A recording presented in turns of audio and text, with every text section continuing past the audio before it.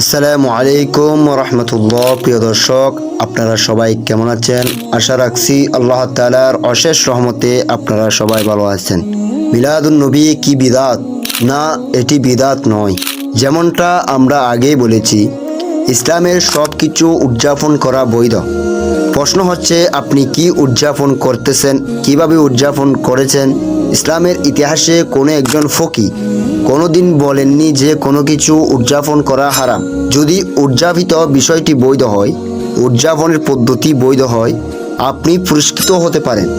কোরআনুল কারীম খতম উদযাপন করা এবং দরিদ্র অন্যান্য সবাইকে আমন্ত্রণ জানিয়ে তাদের খাদ্য বিতরণ করা, এটা একটি উত্তম কাজ। আপনি এর জন্য পুরস্কৃত হবেন। উদযাপনটি পুরস্কৃত নাও হতে পারে, তবে আপনি এটি যেভাবে করেছেন সেই দানের জন্য আপনি পুরস্কৃত হবেন, এটা ঠিক আছে। নবী করিম সাল্লাল্লাহু আলাইহি ওয়াসাল্লামের চেয়েও মহান কি কিছু আছে? যদি নবী করিম সাল্লাল্লাহু আলাইহি ওয়াসাল্লাম না থাকতেন, তাহলে আমাদের এই ধর্ম সম্পর্কে বলার কিছুই থাকতো না। ঠিক এই কারণে আমরা এটি উদযাপন করি। বেদাত একটি উদ্ভাবন। বিভিন্ন আলেমদের মধ্যে এটি দুই ভাগে ভাগ করেছেন। একটি ভালো বিদাত, অপরটি খারাপ। শুক্রবারের দ্বিতীয় আজান বিদাত।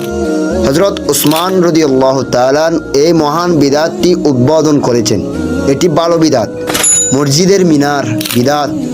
মহান খলিফা ওমর বিন আব্দুল আজিজ রাদিয়াল্লাহু তাআলা জনগণকে আজান শোনানোর জন্য মিনারের এই মহান কাজটি উদ্বোধন করেছেন, কারণ এটি একটি ভালো বিদাত।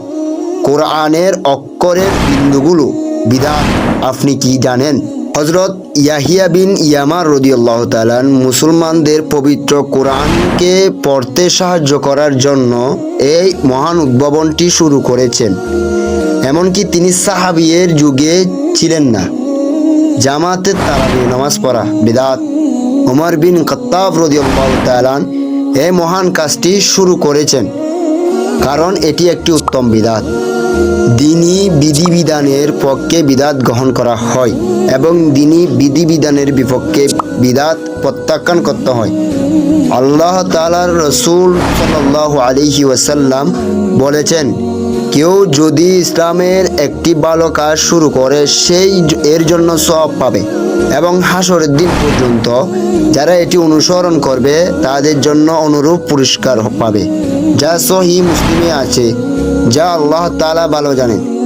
সৌদিরা স্বাধীনতা পালন করে, যেমনটা সৌদিরা বলেছেন, যেখানে উদযাপন করা যে নবী করিম সাল্লাল্লাহু আলাইহি ওয়াসাল্লাম আপনার রাসূল।